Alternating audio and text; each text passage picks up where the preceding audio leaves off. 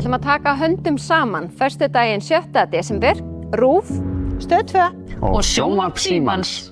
En þá verðum við í beinni útsendingu á öllum 3 stöðvunum.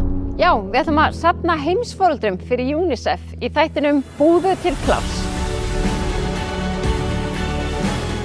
Í dag býr 1 af hverjum 5 börnum í heiminum við afleiðingar átaka sem þau bera enga ábyrgð á. Á Gaza, í Súdan, Jemen, Líbanon og í Úkraínu.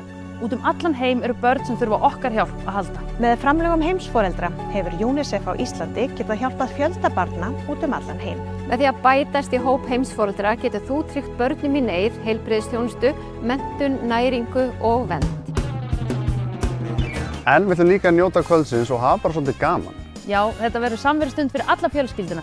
Við fáum frábæra gesti í símaver Vodafone Og sjáum gott grín og hlæjum svolítið saman. Og heyrum framúrskarandi tónlist. Búðu til pláss, föstudaginn 7. desember. Á RÚV. Stöð 2. Og Sjónvarpi Símans.